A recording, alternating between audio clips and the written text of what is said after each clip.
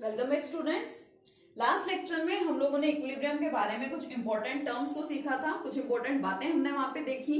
Equilibrium क्या होता है, केमिकल इक्विलिब्रियम क्या है, ये सब छोटी छोटी चीजें हमने वहां पे स्टडी की थी। आज हम लोग स्टार्ट करेंगे सबसे पहले the characteristics of chemical equilibrium. Characteristics का मतलब क्या होता है, प्रॉपर्टीज। कि जो केमिकल इक्विलिब्रियम है इसकी प्रॉपर्टीज क्या है, कैरेक्टरिस्टिक्स और प्रॉपर्टीज ऑफ केमिकल इक्विलिब्रियम। देखिए सबसे पहले मतलब केमिकल इक्विलिब्रियम से आपको क्या क्या पता चल रहा है, ठीक है। केमिकल इक्विलिब्रियम होता क्या है, क्या कंडीशंस उसके अंदर होती हैं, ये सारी चीजें हमें यहाँ पे पढ़नी है। तो सबसे पहले तो फर्स्ट कैरेक्टरिस्टिक है क्या, सबसे पहले हमने केमिकल इक्विलिब्रियम के बारे में क्या सीखा था कि अगर टाइम के साथ साथ कंसंट्रेशन, टेम्परेचर और प्रेशर चेंज ना हो तो उसी स्टेट को हमने क्या बोला था, केमिकल इक्विलिब्रियम बोला था। इट मींस हम यहाँ पे क्या बोल सकते हैं, द स्टेट, या सिंपली मैं बात करूं कि इन केमिकल इक्विलिब्रियम, केमिकल इक्विलिब्रियम में होता क्या है, in chemical equilibrium concentration, temperature and pressure. Chemical equilibrium में क्या होता है, देखिए in chemical equilibrium concentration, temperature and pressure do not change with time. Time के साथ साथ कंसंट्रेशन, टेम्परेचर और प्रेशर चेंज नहीं होते, ठीक है। सेकेंड पॉइंट क्या हमने पढ़ा केमिकल इक्विलिब्रियम में, ये वाला जो पॉइंट है फिजिकल इक्विलिब्रियम जब हम लोग पढ़ेंगे और केमिकल इक्विलिब्रियम दोनों के अंदर ये पॉइंट आपका क्या है, सेम है। दोनों टाइप के इक्विलिब्रियम की ये कैरेक्टरिस्टिक होती है या प्रॉपर्टी होती है। सेकेंड हमने क्या देखा, केमिकल इक्विलिब्रियम में क्या होता है, देखिए in chemical equilibrium rate of forward reaction. Chemical equilibrium में हम लोगों ने क्या देखा था, the rate of forward reaction is always equal to the, किसके इक्वल था ये, रेट ऑफ बैकवर्ड रिएक्शन। इन इंपॉर्टेंट कैरेक्टरिस्टिक्स को साथ साथ में नोट डाउन करते रहेंगे सभी स्टूडेंट्स, ठीक है। In chemical equilibrium the rate of forward reaction is always equal to the rate of the backward reaction. Third important characteristic की अगर बात करें तो थर्ड इंपॉर्टेंट कैरेक्टरिस्टिक हम लोगों ने क्या पढ़ी थी यहाँ पे केमिकल इक्विलिब्रियम के केस में, that a chemical equilibrium can be attend only in a closed system. एक क्लोज सिस्टम अगर हमारे पास प्रेजेंट है तो उसी में ही केमिकल इक्विलिब्रियम को अटेन कराया जा सकता है, उसी में केमिकल इक्विलिब्रियम की प्रोसेस हो सकती है, अदरवाइज केमिकल इक्विलिब्रियम नहीं वहां पे मिलेगा आपको। तो हम बोल सकते हैं a chemical equilibrium is attend, या फिर यूं बोल दें the state of a chemical equilibrium is attend only in closed systems. सिर्फ यहाँ पे हम लोग क्लोज्ड सिस्टम की ही बात करेंगे, ठीक है। अब एक और इंपॉर्टेंट कैरेक्टरिस्टिक है केमिकल इक्विलिब्रियम की, देखिए क्या है, a catalyst do not alter the state of equilibrium. A catalyst do not alter का मतलब क्या है, change the state of equilibrium। आप लोगों ने देखिए कैटालिस्ट के बारे में पढ़ा हुआ है, क्या होते हैं कैटालिस्ट कुछ ऐसे सब्सटेंसेस होते हैं जो क्या करते हैं, जो रेट ऑफ द रिएक्शन को इंक्रीज कर देते हैं। मान लीजिए हमारे पास कोई रिएक्शन है, ठीक है, सपोज मैंने कहा कि A and B are two reactants and these are combining for the formation of the products C and D। A और बी मेरे पास क्या है, कोई रिएक्टेंट्स हैं जो कि कंबाइन होकर के प्रोडक्ट्स की फॉर्मेशन करवाएंगे C+D। और ये जो रिएक्शन है, this reaction suppose takes place in 10 hours. अब जरूरी तो नहीं है कि जब भी रिएक्टेंट्स कंबाइन होकर के प्रोडक्ट्स बनाएंगे तो सारे रिएक्शंस बहुत इंस्टेंटेनियस होते हैं, फटाफट हो जाते हैं, बहुत फास्ट रिएक्शंस होते हैं, ऐसा तो जरूरी नहीं है। कुछ रिएक्शंस बहुत ज्यादा फास्ट होते हैं, फटाफट से जैसे ही आपने रिएक्टेंट्स को कंबाइन कराया फटाफट से क्या हो जाती है, प्रोडक्ट्स की फॉर्मेशन हो जाती है। कुछ रिएक्शंस ऐसे हैं जिनको होने के लिए कुछ टाइम चाहिए होता है, कुछ घंटे चाहिए होते हैं। कुछ रिएक्शंस ऐसे हैं जो कि बहुत ही ज्यादा स्लो होते हैं, काफी महीने लग जाते हैं वो रिएक्शन होने में। लाइक सबसे सिंपलेस्ट एग्जांपल मैं आपको बताऊं तो रस्टिंग ऑफ आयरन, लोहे का जंग लगना। ऐसा तो नहीं है कि लोहे को 5 मिनट में ही जंग लग गया, आयरन के 5 मिनट्स में रस्टिंग होगी, ऐसा तो पॉसिबल नहीं है। कुछ मंथ्स लग जाते हैं, कुछ डेज मंथ्स लग सकते हैं, यानी कि वो प्रोसेस क्या है, बहुत ज्यादा स्लो प्रोसेस है। तो मान लो कि ये जो रिएक्शन जो मैंने यहाँ पे जनरल रिएक्शन कंसिडर किया है, सपोज ये रिएक्शन होता है आपका 10 आवर्स में, लेकिन अगर मैंने यहाँ पे कोई कैटालिस्ट ऐड कर दिया, सपोज मैंने यहाँ पे कोई कैटलिस्ट ऐड कर दिया तो ये क्या करेगा, ये रिएक्शन की स्पीड को बढ़ा देता है, रिएक्शन की रेट को बढ़ा देता है। रेट का मतलब यहाँ पे क्या होता है, स्पीड ही होता है। रिएक्शन की स्पीड को या रिएक्शन के रेट को बढ़ा देता है और जो रिएक्शन आपका 10 आवर्स में कंप्लीट हो रहा था अब वो रिएक्शन 5 आवर्स में ही क्या हो जाता है, कंप्लीट हो जाता है। तो ये सब्सटेंसेस होते हैं हमारे catalyst. So catalyst are the substances which increases the rate of the reaction, जो रिएक्शन के रेट को या रिएक्शन की स्पीड को बढ़ा देते हैं। ठीक है, कम टाइम में ही आपका रिएक्शन कंप्लीट हो जाता है। लेकिन कैटलिस्ट को लेकर के एक पॉइंट आपको ये भी क्लियर होना चाहिए कि मान लो ए और बी कोई रिएक्टेंट्स है जो कभी आपस में रिएक्ट कर ही नहीं सकते, तो कभी भी ऐसा नहीं है कि कैटलिस्ट का यूज कर लेने से ये आपस में रिएक्ट होना शुरू कर देंगे, नहीं।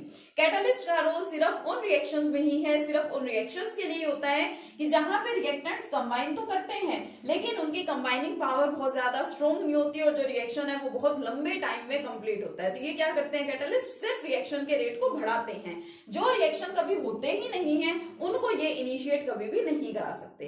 तो यहाँ हम लोग बात कर रहे हैं इक्विलिब्रियम की। इक्विलिब्रियम का मतलब क्या है, देखिए कि अगर ए प्लस बी कंबाइन होकर के बना रहे हैं, सपोज मैं यहाँ प्रोडक्ट्स लिख देती हूँ, प्रोडक्ट्स बना रहे हैं कोई भी, तो ये प्रोडक्ट्स दोबारा से कंबाइन होकर के ए एंड बी भी बनाएंगे। मान लो मैंने यहाँ पे क्या किया, मैंने यहाँ पे कोई सी कैटलिस्ट ऐड कर दिया, तो यहाँ तो दो टाइप के रिएक्शंस हो रहे हैं, फॉरवर्ड रिएक्शंस भी हो रहे हैं और क्या हो रहे हैं, बैकवर्ड रिएक्शंस भी हो रहे हैं। ठीक है, दोनों टाइप के रिएक्शंस यहाँ पे होंगे इक्विलिब्रियम की प्रोसेस में, forward reaction as well as backward reaction.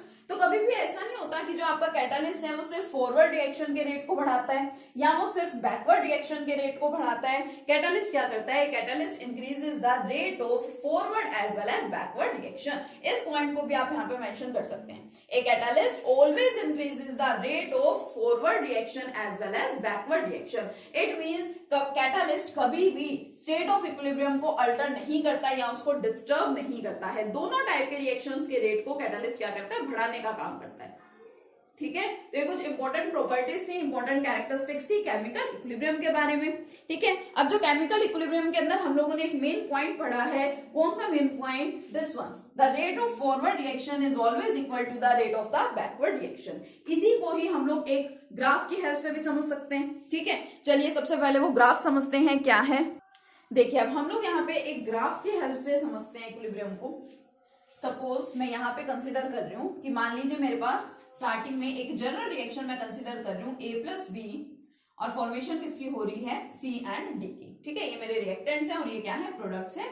Equilibrium की मैं यहाँ पे बात कर रही हूँ। देखो जब भी कोई रिएक्शन स्टार्ट होता है तो आपको पता है कि क्या आपके पास प्रोडक्ट्स प्रेजेंट होते हैं, नहीं होते। जब भी आप कोई रिएक्शन स्टार्ट करना चाहते हैं तो आपके पास क्या होते हैं, आपके पास सिर्फ रिएक्टेंट्स होते हैं। धीरे धीरे वो रिएक्टेंट्स आपस में रिएक्ट होना शुरू करते हैं, कंबाइन होना शुरू करते हैं और फॉर्मेशन किसकी कर देते हैं, प्रोडक्ट्स की। यानी इनिशियली हमारे पास सिर्फ रिएक्टेंट्स होते हैं, धीरे धीरे टाइम के साथ ये रिएक्टेंट्स आपस में कंबाइन होना या रिएक्ट करना शुरू करते हैं और फॉर्मेशन किसकी हो जाती है, लास्ट में प्रोडक्ट्स की फॉर्मेशन हो जाती है। तो हम यहाँ पे ग्राफ प्लॉट करते हैं between concentration and time. Time और कंसंट्रेशन के बीच में हम यहाँ पे क्या कर रहे हैं, ग्राफ प्लॉट कर रहे हैं। ठीक है, तो जब हमारा रिएक्शन स्टार्ट हुआ, इनकी कंसंट्रेशन, रिएक्टेंट्स की कंसंट्रेशन हमारे पास मैक्सिमम है और प्रोडक्ट्स हमारे पास प्रेजेंट है ही नहीं। तो मान लीजिए यहाँ पे इधर है कंसंट्रेशन किसकी, रिएक्टेंट्स की, यहाँ पे कौन प्रेजेंट है, रिएक्टेंट्स प्रेजेंट है। प्रोडक्ट्स की कंसंट्रेशन 0 है, तो ये हमारा ओरिजिन पॉइंट है, तो मैं मान लेती हूँ यहाँ पे किसकी कंसंट्रेशन है, प्रोडक्ट्स की कंसंट्रेशन है, क्योंकि प्रोडक्ट स्टार्टिंग में है ही नहीं, 0 है। और ये क्या है, ये ओरिजिन 0 को ही तो रिप्रेजेंट कर रहा है, तो मैंने यहाँ कंसिडर कर लिया कि यहाँ कौन है, मेरे प्रोडक्ट्स हैं। ठीक है, अब जब रिएक्शन होता जाएगा तो रिएक्टेंट्स की कंसंट्रेशन कम होनी स्टार्ट हो जाएगी, धीरे धीरे डिक्रीज होनी या रिड्यूस होनी शुरू हो जाएगी। कैसे, वैसे तो बिल्कुल सिंपल सी बात है, आपको समझ आ ही रहा होगा। नहीं तो वही जो मैंने आपको अभी एग्जांपल बताया उसको कंसिडर करो कि ये मेरा एक ग्लास था जिसके अंदर वाटर प्रेजेंट है और इसमें मैंने शुगर के पार्टिकल्स ऐड किए हैं। ठीक है, इसमें मैंने शुगर ऐड कर रखी है। स्टार्टिंग में मेरे पास सिर्फ वाटर और ये शुगर प्रेजेंट है, लेकिन टाइम के साथ जब मैं इसकी स्टीयरिंग कर रही हूँ तो ये पार्टिकल्स वाटर में डिसॉल्व होते जा रहे हैं, मींस प्रोडक्ट्स बनना शुरू हो गया है, प्रोडक्ट्स बनना स्टार्ट हो गया। प्रोडक्ट्स की कंसंट्रेशन धीरे धीरे इंक्रीज होती जा रही है और रिएक्टेंट्स की कंसंट्रेशन क्या होती जा रही है, डिक्रीज होती जा रही है। क्योंकि जब वाटर में शुगर कंप्लीटली डिसॉल्व हो जाएगी तो मुझे प्योर वाटर या प्योर शुगर तो नहीं मिलेगी, क्या मिलेगा, मुझे शुगर सॉल्यूशन मिलेगा। यानी कि रिएक्टेंट्स की कंसंट्रेशन क्या होती जाती है, डिक्रीज होती जाती है और प्रोडक्ट्स की कंसंट्रेशन क्या होती जाती है, इंक्रीज होती जाती है। ठीक है, अब इसी को ही एक तो मैं ग्राफ प्लॉट कर सकती हूँ ये कंसंट्रेशन और टाइम के बीच में इस तरह से कि रिएक्टेंट्स की कंसंट्रेशन घटती जा रही है और प्रोडक्ट्स की कंसंट्रेशन क्या होती जा रही है, बढ़ती जा रही है। इसको और आगे एक्सटेंड करना चाहिए तो देखिए कर सकते हैं, ठीक है। ये रिएक्टेंट्स ऐसे घटते जा रहे हैं और प्रोडक्ट्स क्या होते जा रहे हैं, बढ़ते जा रहे हैं। अब मान लो इसी ग्राफ को मैं थोड़ा सा चेंज करूं, कंसंट्रेशन और टाइम की जगह सपोज मैंने यहाँ पे क्या ले लिया है, रेट और टाइम ले लिया, क्योंकि जब रिएक्टेंट्स प्रोडक्ट्स में कन्वर्ट करते जाएंगे यानी कि फॉरवर्ड रिएक्शन हो रहा है और प्रोडक्ट्स दोबारा से ए और बी की फॉर्मेशन करेंगे यानी कि क्या हो रहा है, बैकवर्ड रिएक्शन हो रहा है दोबारा से। तो देखो क्या हुआ, यहाँ पे मैंने जो कंडीशन ली थी उसके अकॉर्डिंगली देखिए रिएक्टेंट्स की कंसंट्रेशन डिक्रीज होने लगी, प्रोडक्ट्स की कंसंट्रेशन इंक्रीज होने लगी, यानी कि ये रेट ऑफ फॉरवर्ड रिएक्शन और इधर क्या पढ़ रहे हैं हम, रेट ऑफ बैकवर्ड रिएक्शन पढ़ रहे हैं। इधर फॉरवर्ड रिएक्शन हो रहा है और फिर बैकवर्ड रिएक्शन हो रहा है। लेकिन यहां पे देखिए इधर क्या हो गया, यहां इस पॉइंट पे आकर के रेट ऑफ फॉरवर्ड रिएक्शन और रेट ऑफ बैकवर्ड रिएक्शन दोनों के रेट्स क्या हो गए, इक्वल हो गए। और इसी पॉइंट से हम लोग इसको रिप्रेजेंट करते हैं द स्टेट ऑफ इक्विलिब्रियम, क्योंकि इक्विलिब्रियम को हमने ऐसे ही तो डिफाइन कर रखा है कि वो स्टेट जहां पे rate of forward reaction and rate of backward reactions क्या हो जाए, इक्वल हो जाए, ठीक है। तो हम इस ग्राफ की हेल्प से क्या कर सकते हैं, इसको इजिली समझ सकते हैं। तो बहुत सिंपल सा कंसेप्ट था। देखिए केमिकल इक्विलिब्रियम के बारे में स्टार्टिंग में हमने बेसिक सबसे पहले यहाँ पे समझा, ठीक है। केमिकल इक्विलिब्रियम है क्या, ये हम लोगों ने यहाँ पे देखा है, ठीक है। और हमने यहाँ पे एक ग्राफ को भी यहाँ पे स्टडी किया। बहुत सिंपल सा कंसेप्ट है, अच्छे से आपको समझ में आ जाएगा। चलिए अब नेक्स्ट कंसेप्ट की बात करते हैं। Next concept is law of mass action. काफी इंपॉर्टेंट दो लॉज हैं हमारे पास, एक law of mass action and एक आएगा लॉ ऑफ केमिकल इक्विलिब्रियम। तो लॉ ऑफ केमिकल इक्विलिब्रियम भी कंप्लीटली इसी पे बेस्ड है। तो हमको पहले सबसे पहले हमें ये कंसेप्ट अच्छे से समझना है that what is law of mass action. This law was given by Goldberg and वेग इन 1864। 1864 में ये लॉ दिया गया था, ठीक है। अब ये लॉ कहता क्या है, मान लीजिए हमारे पास कोई रिएक्टेंट्स प्रेजेंट हैं ए एंड बी और वो कन्वर्ट हो रहे हैं किसमें, प्रोडक्ट्स में।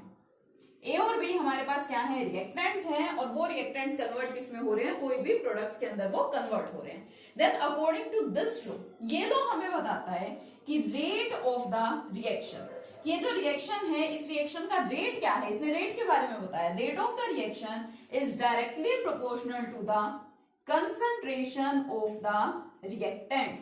जो भी हमारे पास में रिएक्टेंट्स प्रेजेंट होंगे उसकी कंसंट्रेशन के डायरेक्टली प्रोपोर्शनल क्या होता है, रेट होता है। According to the law of mass action, the rate of the reaction is directly proportional to the concentration of the reactants. जो रिएक्शन का रेट है वो रिएक्टेंट्स की कंसंट्रेशन के डायरेक्टली प्रोपोर्शनल होगा। देखिए इनको रिप्रेजेंट कैसे किया जाता है, rate of the reaction is represented by small r and it is directly proportional to concentration of the reactants। अब जो जनरल इक्वेशन मैंने यहाँ पे लिखी हुई है उस जनरल इक्वेशन में रिएक्टेंट्स कौन है, A है और B है। अब मुझे A और B की क्या लेनी है, कंसंट्रेशन। कंसंट्रेशन को रिप्रेजेंट करने का मेथड क्या होता है, स्क्वायर ब्रैकेट।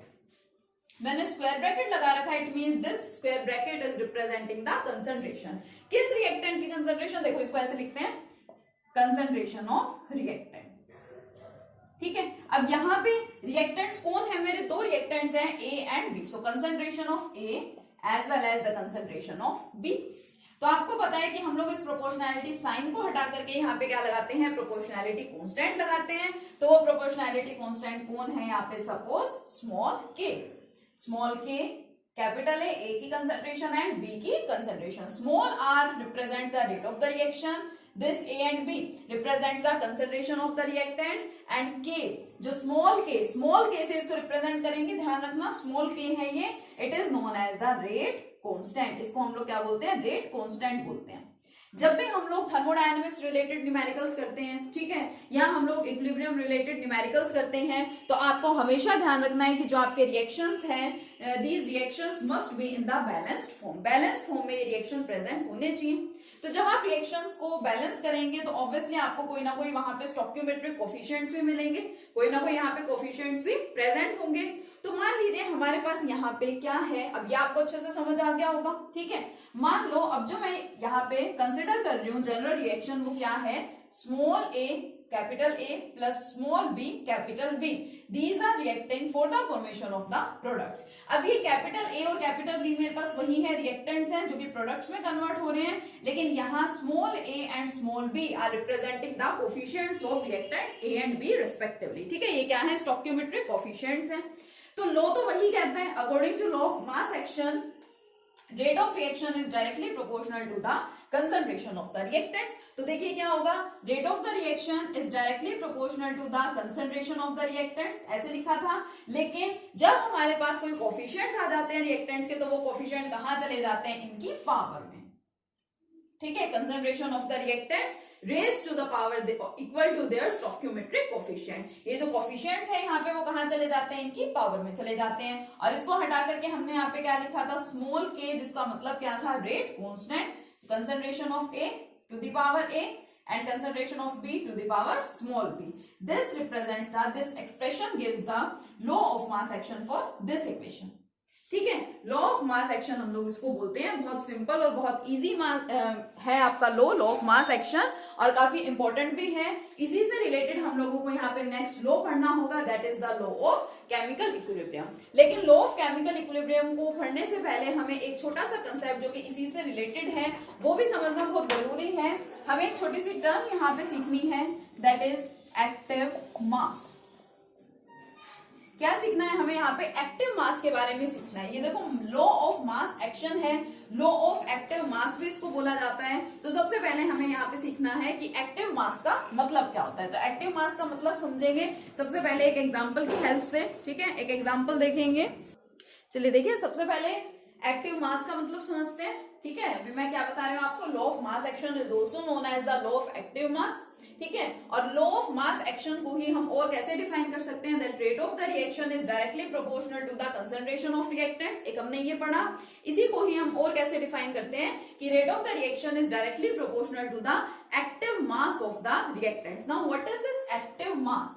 अब हमको एक्टिव मास का मतलब समझना है। एक एग्जांपल मैं यहाँ पे ले रही हूँ। मान लीजिए मेरे पास क्या है, I have a bucket of water. मेरे पास एक बकेट में, एक बाल्टी में क्या प्रेजेंट है, वाटर प्रेजेंट है। ठीक है, सपोज ये बकेट है और इसके अंदर मैंने क्या ले रखा है, यहाँ पे वाटर ले रखा है। ठीक है, और यहाँ पे क्या है, सपोज इधर सन प्रेजेंट है। सन से क्या आ रही है, रेडिएशन आ रही है। हर डायरेक्शन में क्या जा रही है, सन की रेडिएशन जा रही है। ठीक है, तो ये मैंने बकेट के अंदर क्या रखा हुआ है, यहाँ पे वाटर रखा हुआ है। तो ऑब्वियसली सन की रेडिएशंस यहाँ पे आ रही हैं और उसकी वजह से वाटर का क्या होगा, मतलब बहुत ज्यादा रेडिएशंस आ रही है और वाटर का क्या होना है, यहाँ पे फिर इवेपोरेशन होगा। ठीक है, अब वाटर का इवेपोरेशन तो यहाँ पे हो जाएगा, लेकिन एक सिंपल सी बात यहाँ पे आप सबको पता है कि सन के डायरेक्टली कॉन्टेक्ट में यहाँ पे कौन आ रहा है, ये जो ऊपर वाली लेयर है, जिसको मैं क्या बोल दूंगी, मैं बोलूंगी सरफेस। ठीक है, ये जो सरफेस है, सरफेस पे जो वाटर प्रेजेंट है वो तो सन के डायरेक्टली कांटेक्ट में आ रहा है, लेकिन इसके अंदर जो और वाटर के पार्टिकल्स प्रेजेंट है ये तो सन के कांटेक्ट में डायरेक्टली नहीं आ रहे हैं। यानी ये इनका तो सभी का एकदम से तो इवेपोरेशन नहीं हो जाएगा। सबसे पहले जो सरफेस पे वाटर प्रेजेंट है उसका इवेपोरेशन होगा, उसके बाद धीरे धीरे जो नेक्स्ट पार्टिकल्स जो सरफेस पे आएंगे फिर उनका इवेपोरेशन होगा, एंड सो ऑन। इस तरीके से ये प्रोसेस चलती जाएगी। तो एक्टिव मास का मतलब यही होता है कि रिएक्टेंट जो भी हमारे पास प्रेजेंट है उसकी वो कंसेंट्रेशन, वो अमाउंट जो भी रिएक्शन के लिए अवेलेबल है, रिएक्शन के लिए एक्टिव है। इस प्रोसेस में जो एक्टिव है वो क्या है, वो सरफेस वाली लेयर है। ठीक है, अब हम इसी तरह से मान लीजिए कोई रिएक्शन करा रहे हैं, उस रिएक्शन में कितने रिएक्टेंट्स एक्टिव हैं to involve in the chemical reaction, means कितनी कंसेंट्रेशन उनकी वहां पे इन्वॉल्व हो रही है किसी भी पर्टिकुलर रिएक्शन को करवाने के लिए, उसे क्या बोला जाता है, एक्टिव मास बोला जाता है। तो बहुत ही सिंपल सा लॉ है, लॉ ऑफ मास एक्शन, जो आपको अच्छे से समझना है। उसके बाद नेक्स्ट लेक्चर में हम कंटिन्यू करेंगे with law of chemical equilibrium, which is again very important law. Okay, thank you.